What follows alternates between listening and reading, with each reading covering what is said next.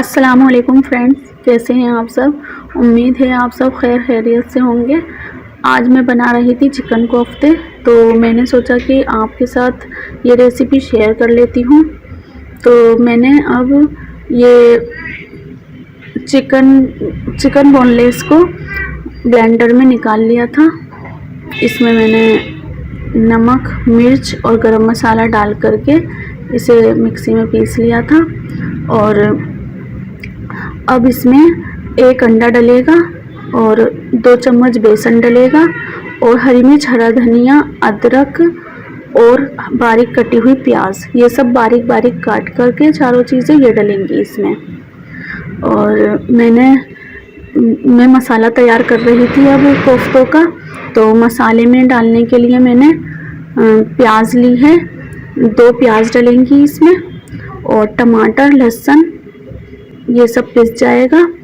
लहसुन मैंने ऑलरेडी इसमें डाल रखा है, और टमाटर, और इसमें ही प्याज डाल लेंगे और इसे पीस लेंगे, और अदरक भी डाल लेंगे 1 टुकड़ा। तो ये इस तरह से मसाला तैयार हो जाएगा। और इसमें डालेंगे कीमे में 1 प्याज बारीक कटी हुई। चलिए अब मसाला तैयार कर लेती हूँ मैं। इतने तेल गरम हो रहा है, तो ये हो गया था तेल गरम। तेल गरम होने के बाद में इसमें डाल लेंगे, तेल गरम होने के बाद इसमें डाल लेंगे हम प्याज बारिस्ता बनाने के लिए, 3 प्याज बारीक कटी हुई। और उसको फिर दही के साथ में मिक्सी में निकाल लेंगे। जब मसाला भुन जाएगा फिर ये बारिस्ता जब डलेगा।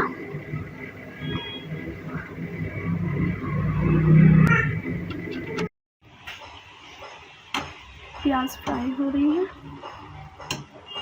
और ये उसी जार में मैंने दही डाल दी है, 2 चमचे। और इसमें ये प्याज जब फ्राई हो जाएगी, प्याज डालकर इसमें पीस लूँगी। मैं आपको एक ऐसी टिप्स बताती हूँ जो बहुत काम की है। जब प्याज जल्दी से ना तल रही हो तो उसके अंदर आधा चम्मच नमक डाल दो, और नमक डालकर उसे ऐसे मिक्स कर दो। अब देखना प्याज बहुत जल्दी से गोल्डन हो जाएगी। जब बहुत ज़्यादा प्याज हम तलते हैं या फिर कम भी तल रही हूँ, जल्दी जल्दी में अगर जल्दी से फ्राई करनी है प्याज, तो ये फिर बहुत काम किया। ये देखो हल्की हल्की गोल्डन होनी शुरू हो गई है प्याज। चलिए अब हम इतना ही कर लेते हैं। ये मैंने इसमें नमक, प्याज फ्राई करके मैंने दही में ही डाल दी है जार में। अब मैं इसे पीस के रख लूँगी। इतने अभी ये ठंडी हो रही है। अभी मैं इसमें मसाला डालती हूँ।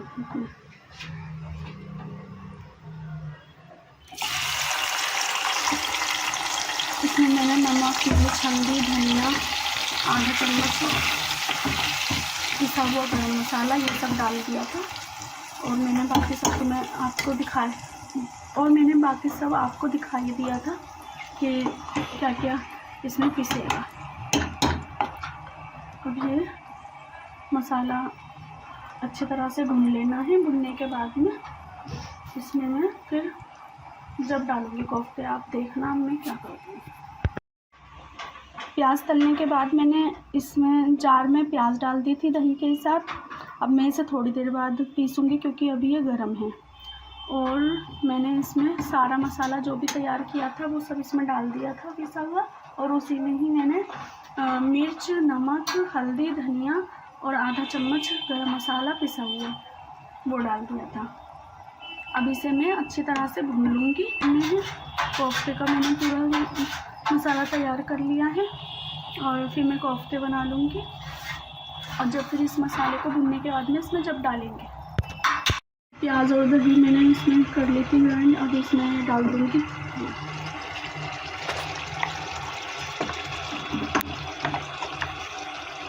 ये मसाला भून चुका है, मसाला और तेल अलग हो गया है। अब मैं इसमें ये डाल दूँगी प्याज और दही डालकर इसे भी और भून लूँगी।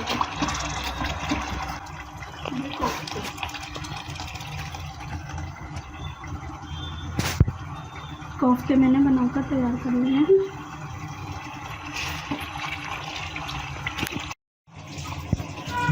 अब इन कोफ्तों को एक बार और इस तरह से शेप देते हुए इसमें डालते रहेंगे। मसाले में मैंने इसी तरह से सारे डाल दिए हैं।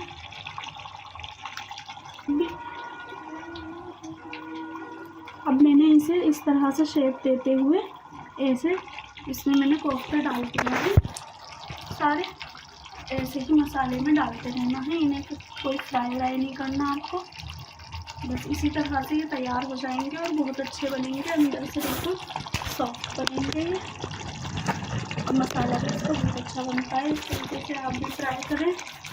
मेरी ये रेसिपी अगर आपको अच्छी लगती है तो मेरे चैनल को सब्सक्राइब करें, वीडियो को लाइक करें और शेयर करें। कोफ्तों का सालन बनकर हो गया है और इस पे मैंने ऊपर से हरी मिर्च और हरे धनिया से गार्निशिंग कर दी थी।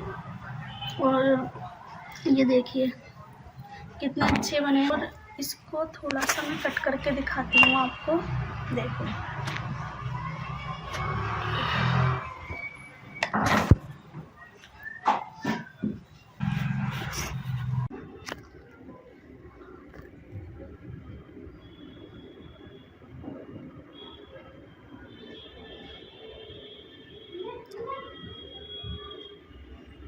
अब मैं नीचे आ गई थी कोफ्तों का सालन तैयार करके और रोटियां बनाकर।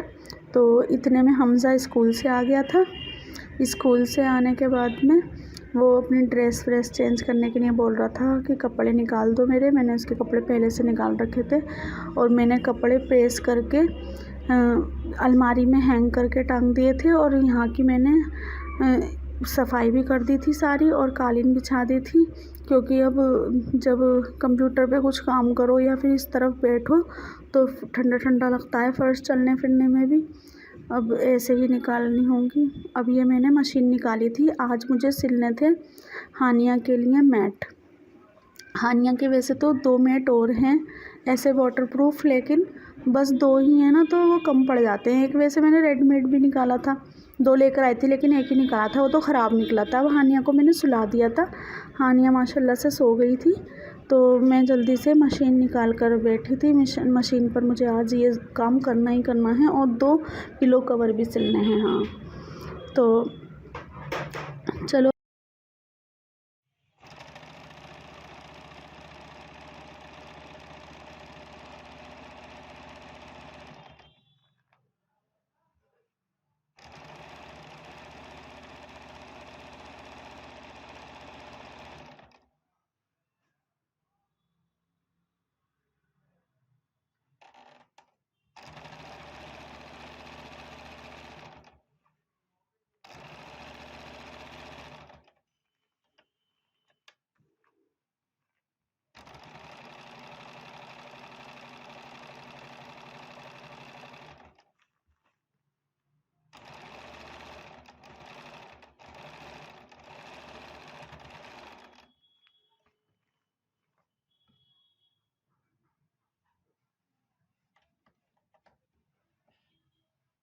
मशीन का धागा निकल गया था तो मैं वो लगा रही थी, धागा पे हो रही थी उसमें। अब ये एक तो तैयार हो गई थी इस तरह से। हानिया सो रही थी। इस मशीन की आवाज़ इतनी हल्की हल्की होती है कि आराम से हानिया सो रही है। और जो दूसरी मशीन होती है ना, जो पहले चलवास होती है, उससे तो ये सो जाती।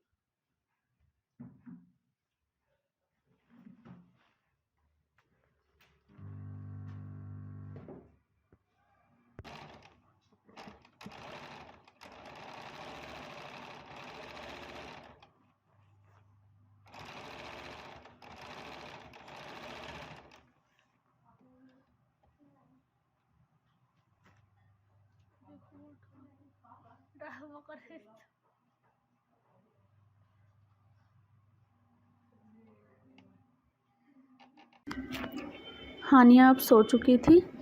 अब मैं ऊपर जाऊंगी हमज़ा के लिए खाना लेने के लिए। हमज़ा को हानिया के पास छोड़कर जाऊंगी और फिर मैं ऊपर से आने के बाद में जितनी देर ये सो रही है मैं आपको वो दिखाऊंगी जो मैंने अब सिले हैं, और जो मैं रेडीमेड लेकर आई थी बेबी मैट वो। और चलिए तो फिर मैं अभी ऊपर से अभी थोड़ी देर में आती हूँ। ये मैंने तकिए के कवर के 3 पेयर लिए थे इस तरह के, इतने बड़े साइज के। एक तो ये थे,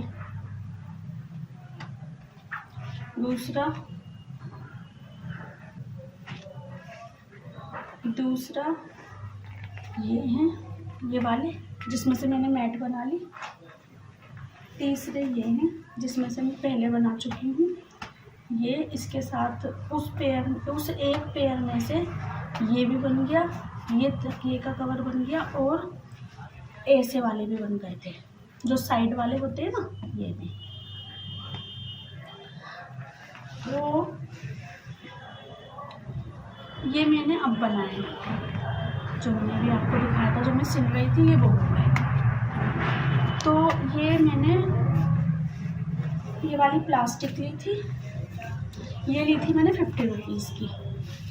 ये भी 50 रुपीज़ के थे, 1 पेयर 50 रुपीज़ के। ये मेरे 150 के 3 आए थे, एक ये मैंने जो भी आपको दिखाया, एक इसके बाद में फिर मैंने ये ली थी 50 रुपीज़ की 1 मीटर। 50 रुपीज़ में ये समझ लीजिए इसमें से इसमें लग गई है, एक ये हो गई, और 2 ये हैं,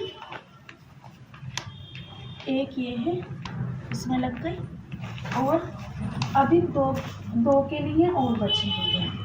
अभी 2 और बन जाएंगे इसमें से, देखो डबल है ना ये। अब मैंने जब ये बनाई थी तो ऐसा हुआ था, मैं लेकर आई थी ये वाली रेडीमेड। ये मैंने विशाल मेगा मार्ट से ली थी, ये डिस्काउंट में मिली थी, इस तरह की हो गई है। ये ऐसी आई थी, वैसे जब मैंने ली थी इस तरह की आई थी। ये मैंने विशाल मेगा मार्ट से ली थी 49 रुपीज़ में, ये डिस्काउंट में मिली थी, 50% डिस्काउंट में ये दोनों मिली थी, 49 की, ये 49 की। जब मैंने इसे धोई तो ये एक ही बार धोने में इस तरह की हो गई थी।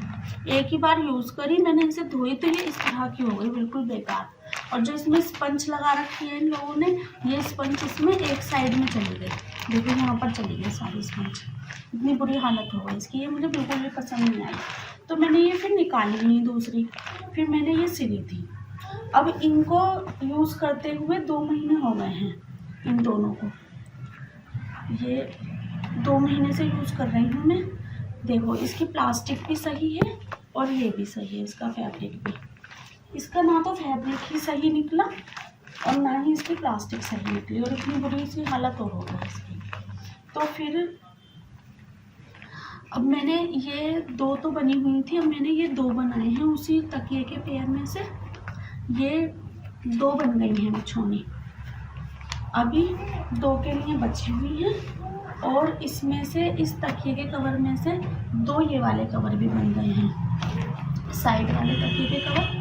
लेकिन इसमें से ऐसे वाले तकिए, आजकल हानि आंखों में वैसे भी ये वाला पिलो लगाती हूँ या फिर ये, क्योंकि जो है ना ये वॉशेबल भी हैं दोनों और सही है। वैसे अगर इसमें से बनता तो मैं ज़रूर बनाती, लेकिन ये इतना ही था कि इसमें से 2 ये बन गई मैट और 2 ही पिलो कवर बन गए साइड वाले।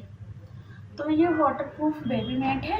ये आपको ऑनलाइन में तो और भी महंगी मिलती हैं, ये मैंने चेक की थी तो उसमें थी ये 200 रुपये की और 250 की, तो वो इस तरह की थी।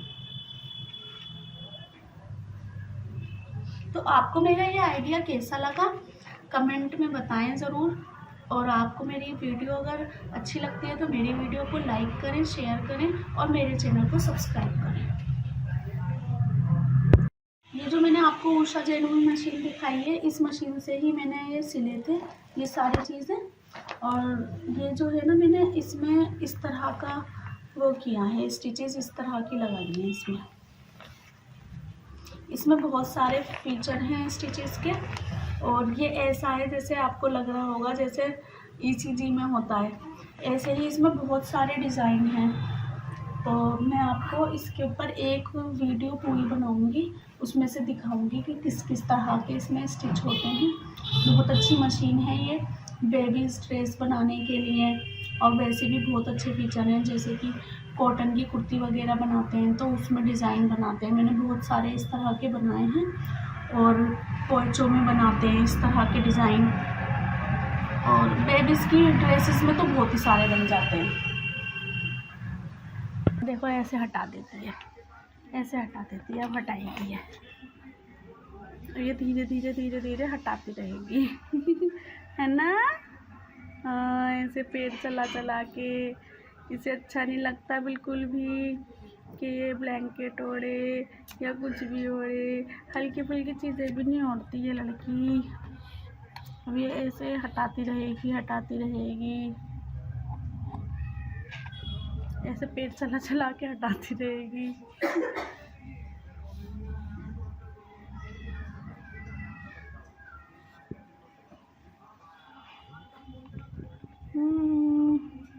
हानिया पारिशी हानिया, गुड़िया सी हानिया, छोटी सी हानिया, पारा पारा सा गुड्डू। लाओ ओ ऐसे कर लो, इसे इससे बहुत उलझन हो रही है। इसने मेरा कड़ा पकड़ लिया है इसलिए मैं पहनती नहीं हूँ चूड़ी या कड़ा। ये क्या करती है, जब भी इसके पास हाथ जाता है ना तो उसके अंदर हाथ को फंसा लेती है ऐसे करके, और मुझे डर लगता है इसके लग ना जाए। देखो देखो अब कैसे हटा रही है ना, धीरे धीरे देखो, ऐसे पैर चलाकर हटा देती है। ये रहा, ये देखो ये देखो ये देखो देखो, इसकी ये जो है ना, इसके साथ की जो पजामी है ये ऐसी है कि इसके अंदर ही रह जाते हैं इसके पैर। अभी से लग रहा है कि मेरे ब्लैंकेट के अंदर ही है पैर।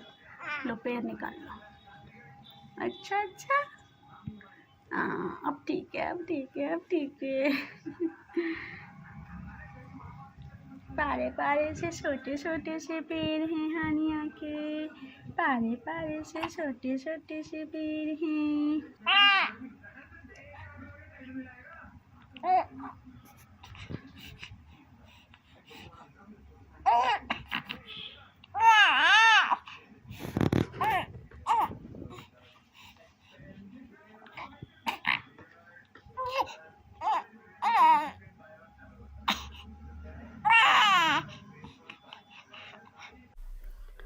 हानिया का मैंने मैट भी चेंज कर दिया था और पिलो कवर भी चेंज कर दिया था।